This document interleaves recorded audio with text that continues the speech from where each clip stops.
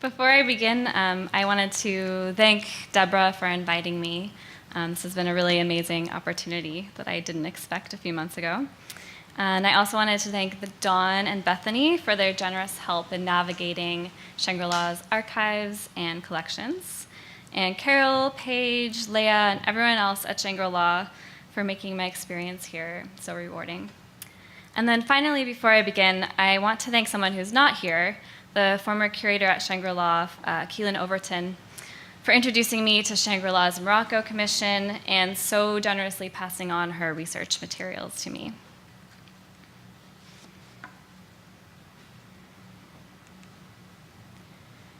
In the spring of 1937, Doris Duke and her then husband, James Cromwell, embarked upon a trip that would take them throughout Europe and into North Africa. In May, they arrived by plane to Casablanca, inaugurating their week-long stay in the French protectorate of Morocco. They would then travel to Marrakesh, Mohammedia, then called Fadala, Rabat, and possibly Tangier. Despite the short duration of their visit to Morocco, the experience had a lasting impact on the visual environment of Duke's Honolulu villa, Shangri-La, the construction of which had only recently begun.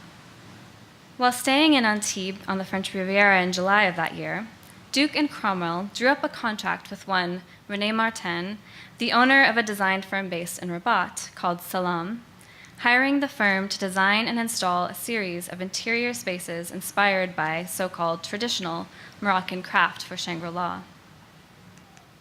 Through their collaboration with Martin and his associates, the Cromwells engaged local craft workshops in Morocco to construct custom-made furnishings and architectural features for Shangri-La, including 2 carved and painted ceilings and a monumental door, green roof tiles, a wood balustrade and screens, plaster decoration, and furniture for Cromwell's bedroom.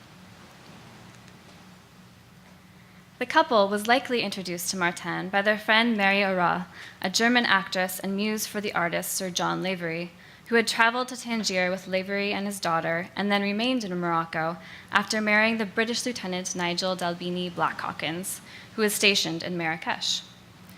Interestingly, it was Black Hawkins who later, in the 1940s, offered to facilitate Churchill's never-realized construction of a villa in Marrakesh. Oras and Black Hawkins seem to have accompanied Duke and Cromwell through much of their Moroccan trip, playing the role of local ambassadors while visiting the popular Jemal Fana Square in Marrakesh, swimming and picnicking at a villa on Morocco's Atlantic coast, possibly belonging to the Black Hawkins themselves, and exploring the local souks and historic Kasbah of Rabat. Through her acts of commissioning works for Shangri-La, Duke has been described as a patron of, quote, living traditions in Islamic lands. Examining Duke's encounter with the politics of craft revival in Gandhi-era India, Talia Kennedy writes that the Duke's Mughal suite at Shangri-La is, quote, not simply a replica of Indian design, but rather the adaptation of the highest quality craftsmanship and designed from within an established canon into new circumstances, and as such, it may be considered both a significant moment in an ongoing tradition and an act of revitalization, end quote. In a similar vein, Keelan Overton draws parallels between Doris Duke's, quote, patronage of living craftsmen from throughout the Islamic world, end quote, in the late 1930s, and the appreciation for living traditions in current museum installations of Islamic art, as exemplified by the Moroccan court at the Metropolitan Museum of Art. But, as neither Kennedy nor Overton denies, the notion of a living tradition requires careful examination.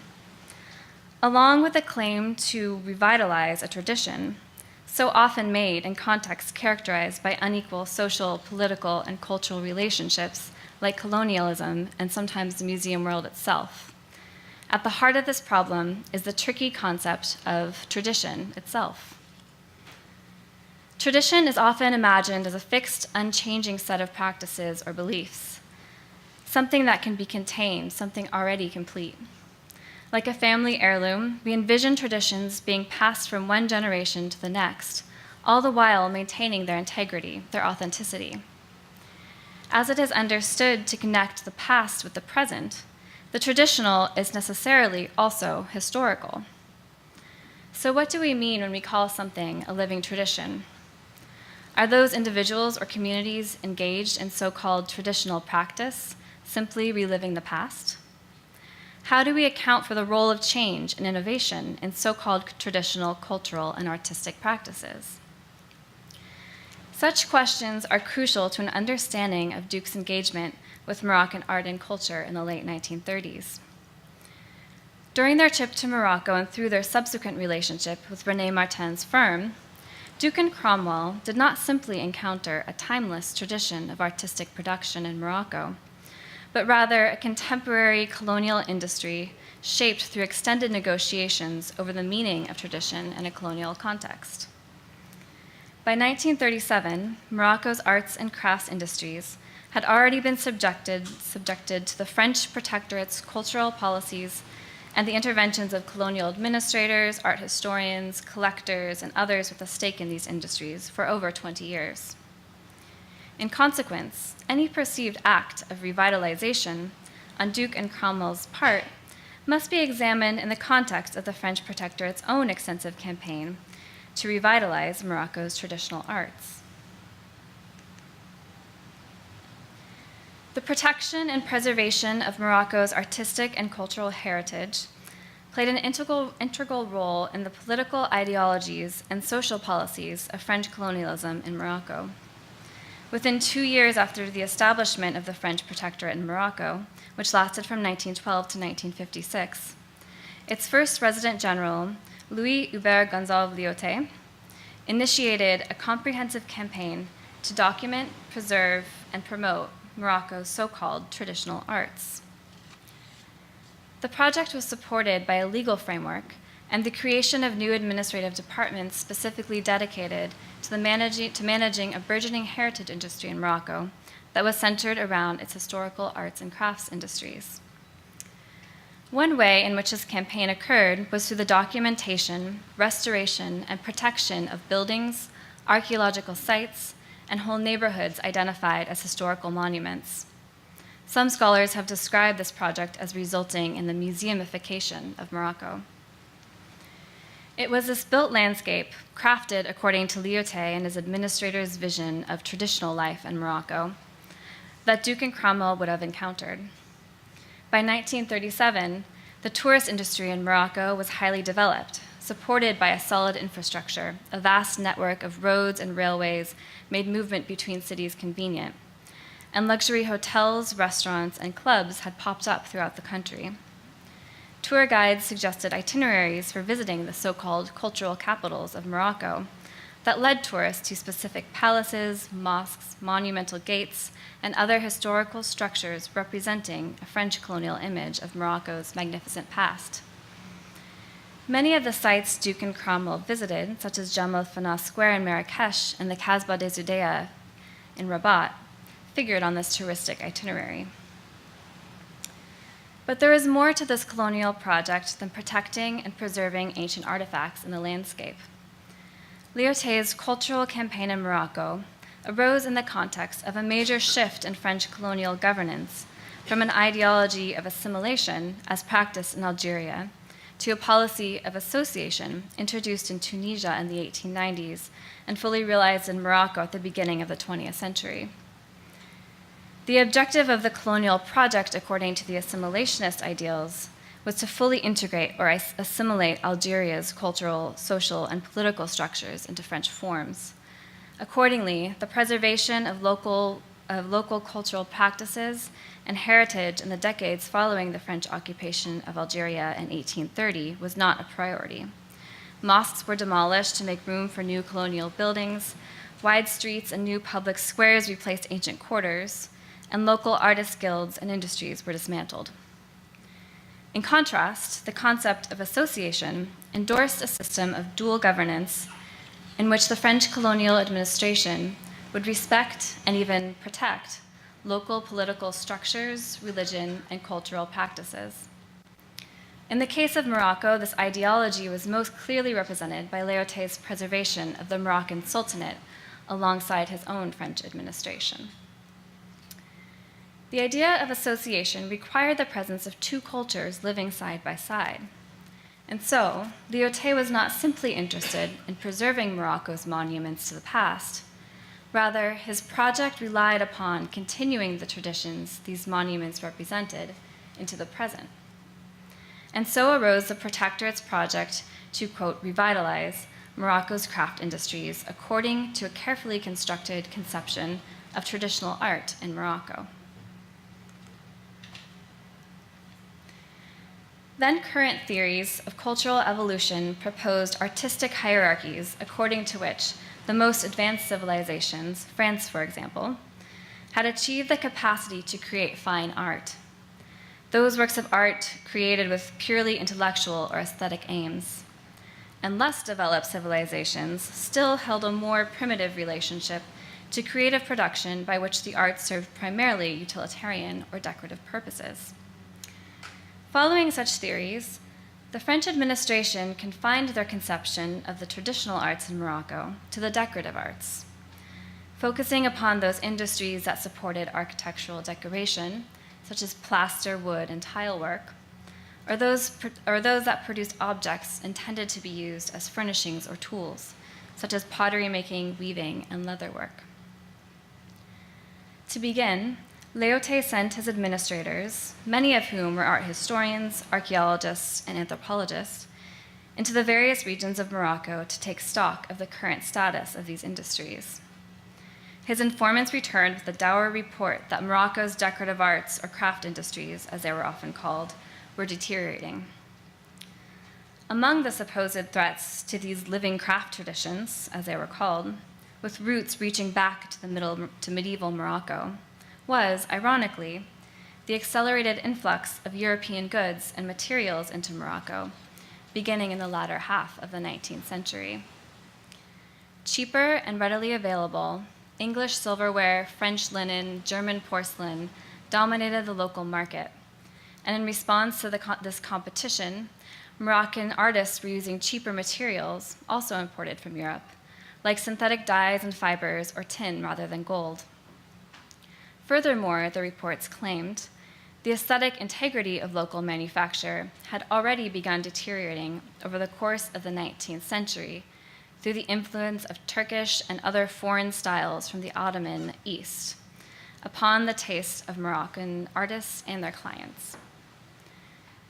As a solution to the seemingly imminent prospect of Morocco's craft traditions disappearing, the French Protectorate administration embarked upon a program of re-educating Morocco's current and future artists according to the traditional techniques and aesthetic principles of their own culture's heritage. If Morocco's so-called traditions were on their last breath, the French Protectorate took it upon itself to revitalize them so that they might live and thrive again. To this end, the Protectorate created schools and state-run craft workshops where Moroccan artists could learn and work under the guidance of French officials.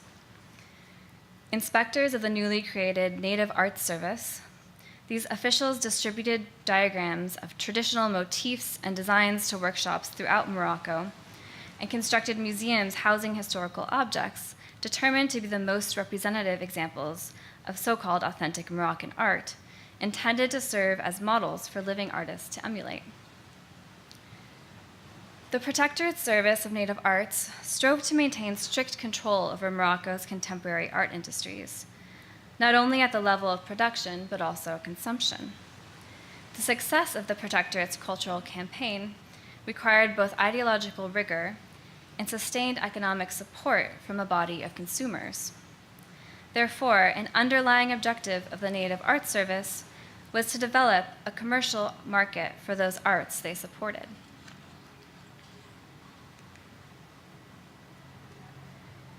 Aiming to foster a taste for traditional Moroccan aesthetics and design in Morocco and elsewhere, the Protectorate participated in World's Fairs, organized public exhibitions of Moroccan art in both Morocco and France, and circulated articles and publications about the traditional decorative arts of Morocco. Another crucial market that the Native Arts Service sought to capture was that supplied by the tourism industry.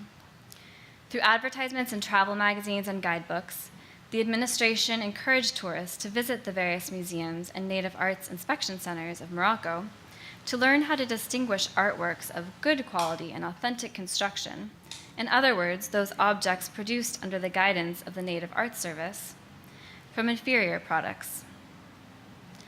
In an article published in 1933 for an English language edition of the Illustrated Moroccan Life, the Native Arts Inspector, Jean Revaux, warns tourists of the dangers of uneducated buying, proclaiming, quote, "The near temptation of native shops becomes irresistible with their bewitching array of gaily colored carpets, embroideries, and other leather goods, not to mention the glitter of brass and jewels.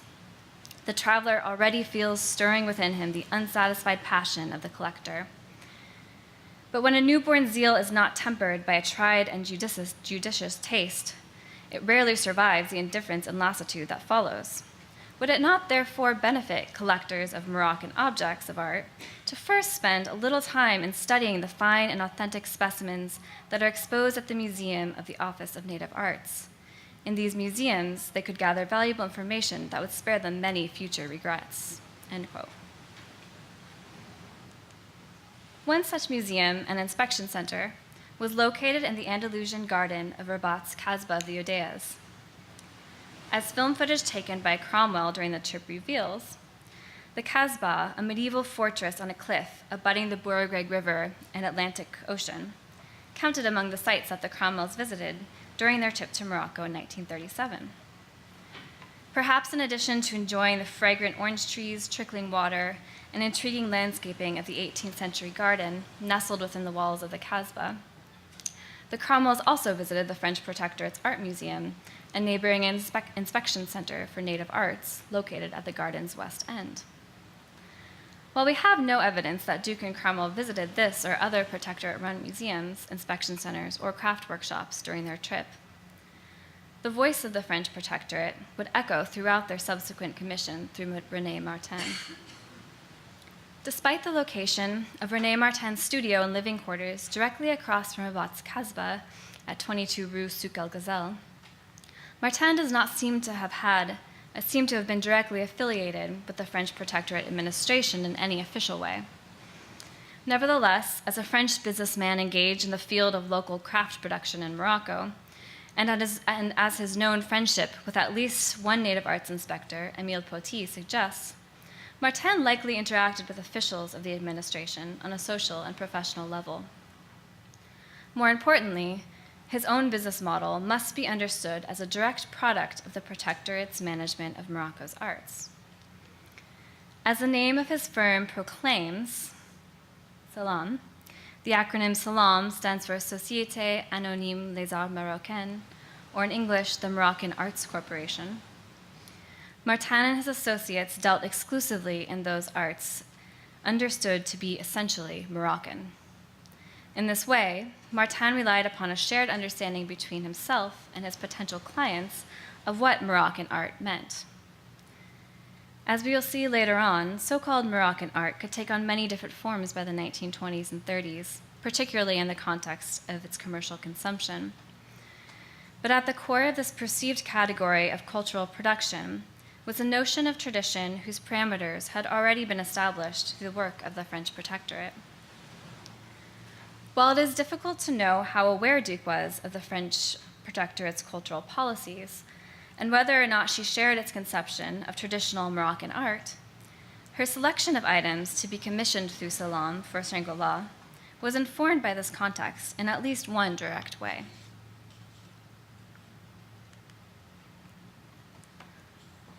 Among the visual sources drawn upon as inspiration for Shangri-La was Jean Galotti's 2-volume illustrated work, Le Jardin et la Maison Arabe au Maroc, in English, The Arab House and Garden in Morocco, published in 1926, a copy of which Duke held in her own library and we still have today. As correspondence between Martin, the Cromwells, and Shangri-La's lead architects, Wyeth and King, reveals, this publication served as a mutual point of reference in the process of designing Shangri-La's Moroccan-inspired architectural features. A memorandum exchanged between Martin and Wyeth and King in October of 1937 references specific photographic plates in Galotti's book 6 times, and later on, Martin relies upon illustrations from the book to communicate to the Cromwells his ideas about tile flooring and mosaics for Shangri-La. With its 160 drawings and 136 photographic plates depicting historical residences, palaces, religious buildings, and garden pavilions from Marrakesh to Tetuan, Galotti's book appears to be a comprehensive guide to architectural craft and decoration in Morocco. Confirming the book's direct connection to the French Protectorate, General Lyautey himself lent his own authority to the publication by submitting a letter to be printed directly after the title page, praising Galotti for his sensitive prose and respect for traditions, and concluding that the book is indeed, quote, representative of the mindset with which we, meaning France, have been able to accomplish our work in Morocco, end quote. Even before publishing The Arab House and Garden, Galotti had been deeply involved in the work of the French Protectorate's cultural administration. In 1913, only 1 year after the establishment of the French Protectorate of Morocco, Galotti was asked by Lyautey to produce one of the infamous reports on the state of the local arts and craft industries in Morocco, in which Galotti argued that the traditional craft industries in Morocco were facing a loss of expertise and a decline in quality. Through his work for the Native Arts Service as an inspector of industrial and artistic education in Rabat in the following years, Galotti contributed to the implementation of the French administration's program for ameliorating this danger through the so-called re-education of Moroccan artisans described earlier. When examined more closely, The Arab House and Garden in Morocco bears the clear mark of its author's relationship to French Protectorate cultural policy and ideology. The structure of the book reflects an approach to Moroccan art in which style, materials, and technique supersede historical and cultural context as a primary organizing principles.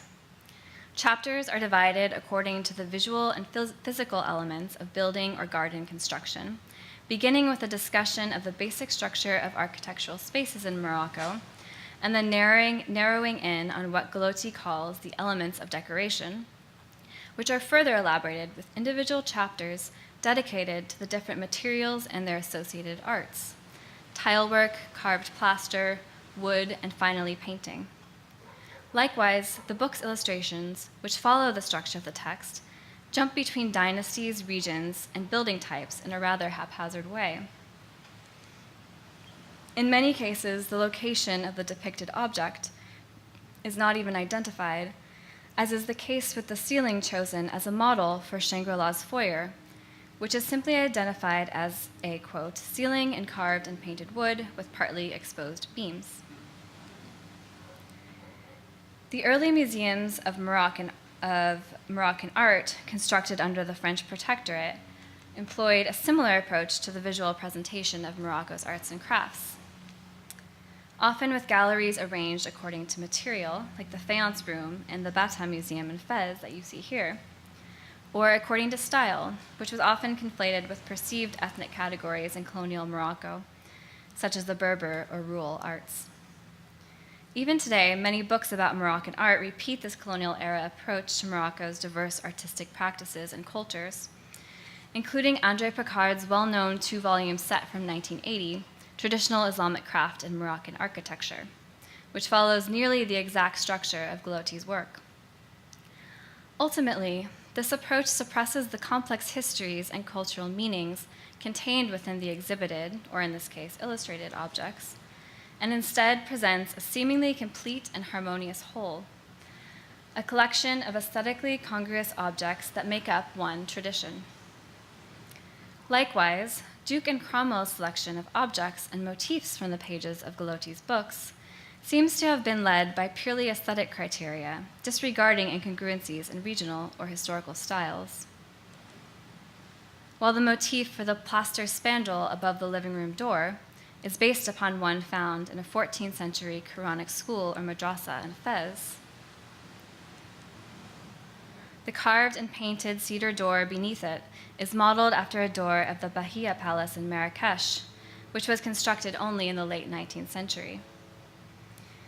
The Arab house and garden presented Duke and her collaborators with a contained set of possibilities, predetermined by the French protectorate's parameters for traditional Moroccan art, and further delimited according to Galotti's own personal preferences.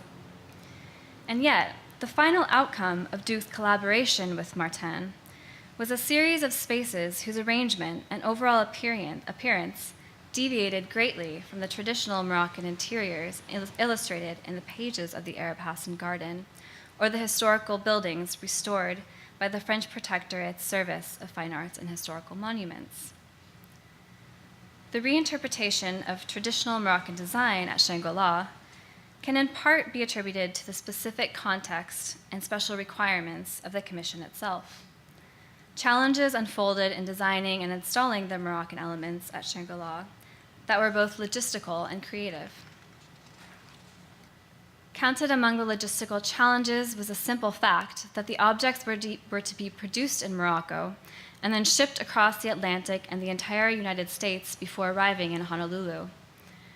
This temporal and spatial dislocation between production and installation resulted not only in certain losses, such as broken roof tiles or plasterwork, but it also required alterations to the usual processes of installation followed when building interior spaces in Morocco.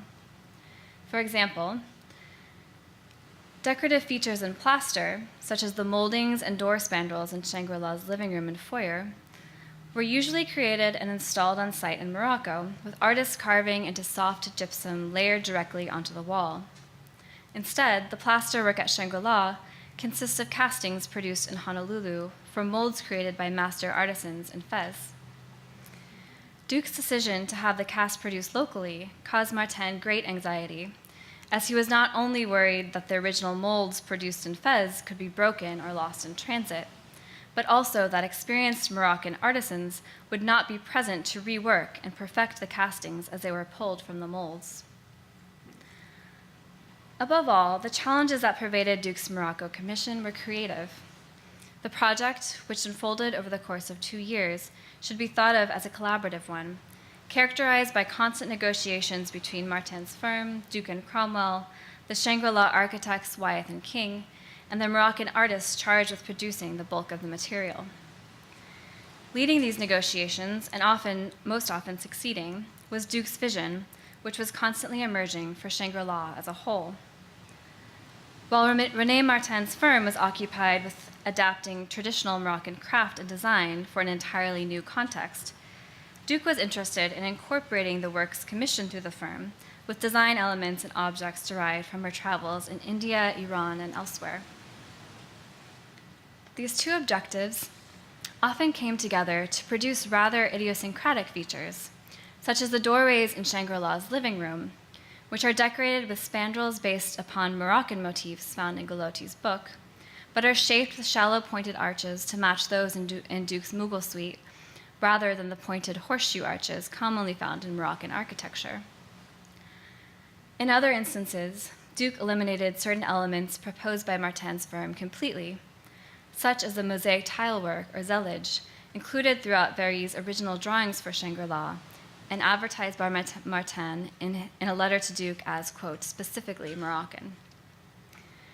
While it is tempting to describe Martin's firm as a bastion of tradition in this relationship, if we look more carefully at the early drawings submitted by Martin's designer Very, it becomes clear that Martin and his associates were not necessarily interested in recreating an authentic Moroccan interior.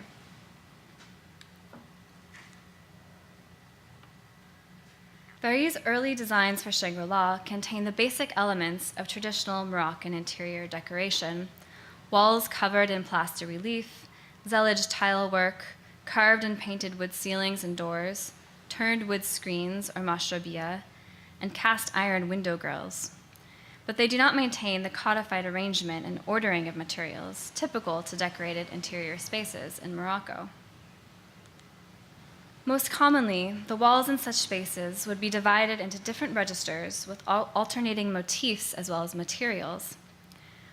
Rising from the floor to chest height would be a wide band of zellage tilework, followed by a frieze consisting of 2 or more bands of alternating mosaics or incised ceramic tiles.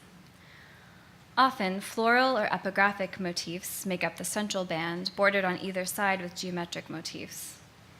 Above the ceramic register, there would be a large expanse of wall painted with whitewash or covered with a carved plaster relief. These plaster walls would sometimes incorporate decorative and utilitarian elements, like pierced stucco windows or false arcades. Finally, the upper register of the wall was generally composed of carved wood panels, friezes, or corbels. In Very's 1937 drawing for the proposed living room at Shangri-La, these basic materials are all present: carved wood, stucco relief, and tile mosaic.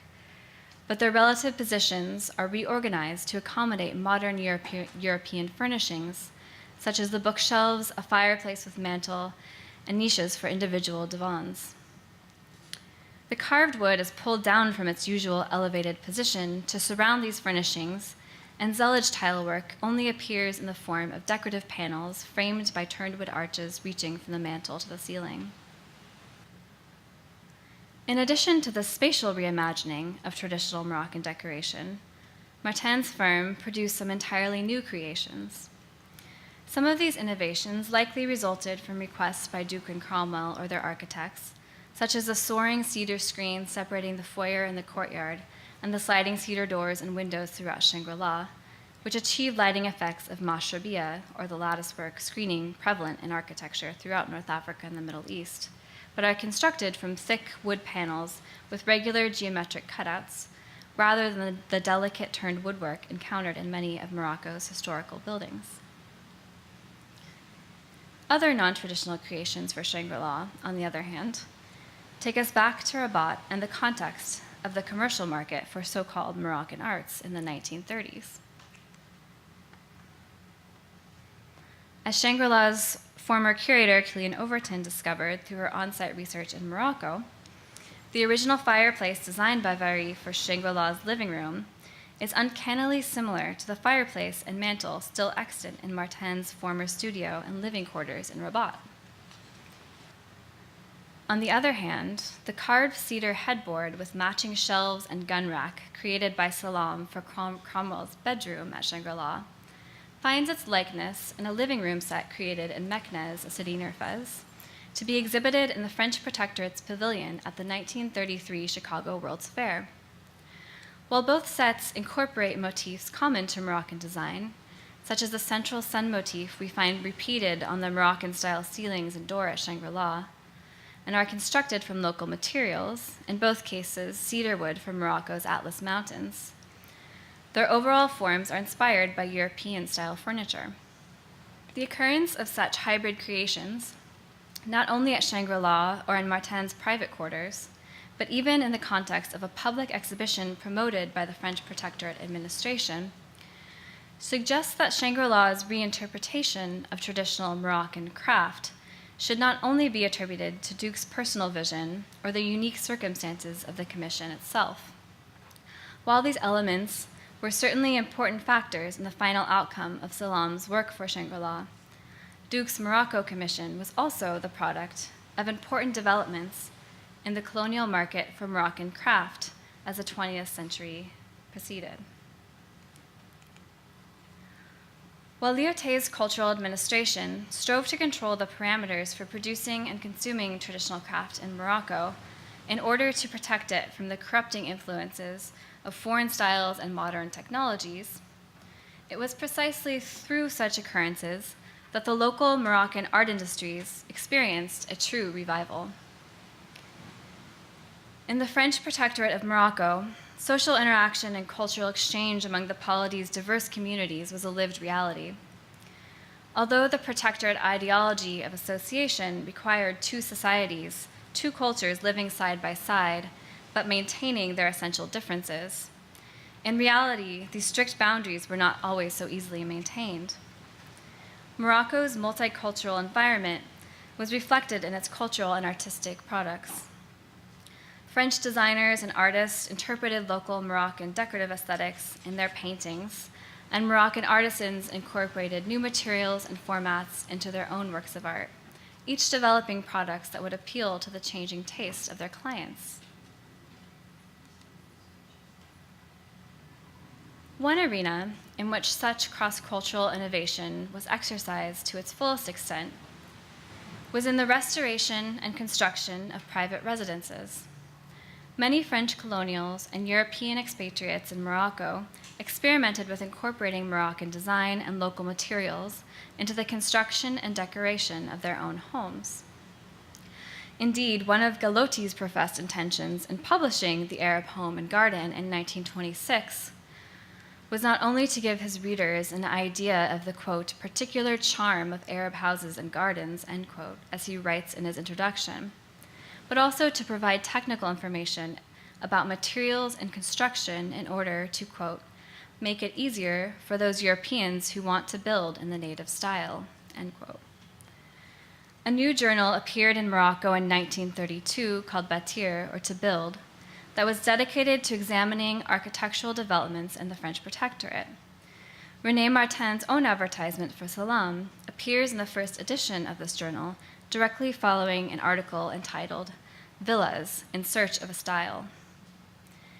In the article, the author explains that the architect and his client in Morocco faced the challenge of finding a, quote, compromise between local art and European art, a more or less satisfying fusion of one style with the other, end quote. Businesses like Martin's took up this challenge, or at least profited from the commercial market it fueled. In fact, many Moroccan and non-Moroccan artists, dealers, and shop owners were engaged in the production of art objects, architectural decoration, and furniture that in many ways challenged the definitions of Moroccan art and tradition supported by the Protectorate administration.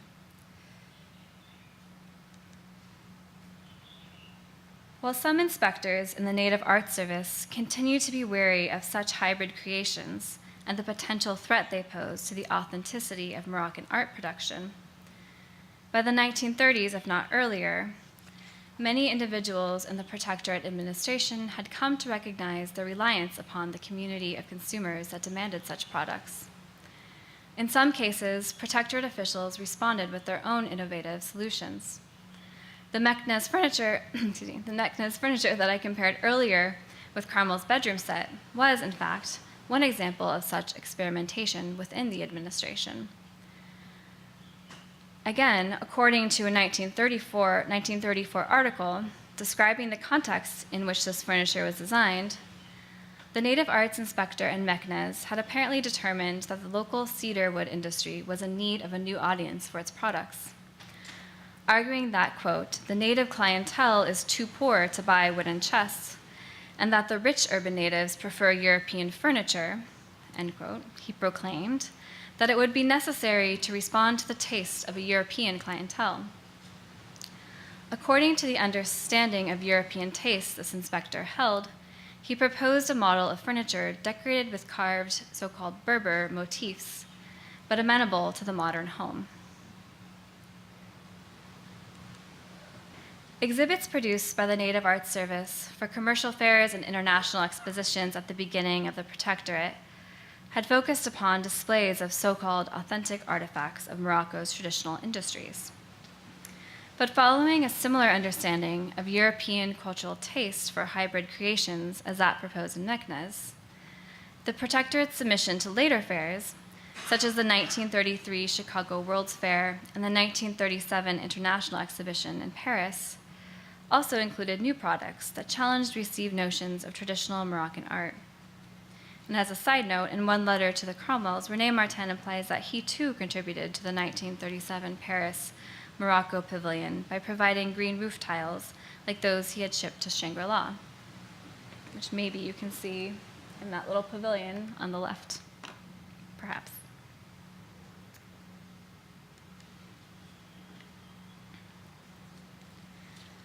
While colonial rhetoric continued to maintain a distinction between the modern and the traditional, even when describing one object or work of art that seemingly combined the characteristics of both, it is important to point out that this new model wasn't a dichotomy between Moroccan artists working in a traditional way and Europeans introducing new technologies and modern formats. As René Martin's relationship with craftsmen in Morocco itself indicates, European business owners, dealers, and artists learned from their Moroccan counterparts, who were themselves active participants in the burgeoning transnational or even global market for Moroccan craft production. Some Moroccan artists and businesses themselves set up shop in France and the United States, such as the Ben Sharif brothers, who ran a textile workshop that eventually expanded from Fez to Paris and finally to Boston in the 1940s. And according to a 1934 report on the promotion of Morocco's native arts in America, written by the then director of the Native Arts Service, Prosper Ricard, a group of nearly 50 Moroccan artists and businessmen traveled to the United States in 1933 to participate in the Chicago World's Fair with the objective of, quote, reconquering the American market for native crafts. To conclude, I want to propose that if new products and business models in 1930s Morocco were developed to attract an imagined European or even American clientele, the transnational market for Moroccan arts and cultures that was actually realized became an important source for innovation and experimentation that in turn fueled, or maybe even revitalized, the local craft industries in Morocco. While these reciprocal influences are hard to measure, I would argue that it was in this way, through her collaboration with Martin and the Moroccan artists he represented, that Duke indeed supported a living tradition. And here I am defining tradition not as a fixed idea tied to a particular notion of the past, but as cultural knowledge that is continually changing and growing to incorporate new lived realities. In this definition of tradition, innovation is not only acceptable, but necessary. Thank you.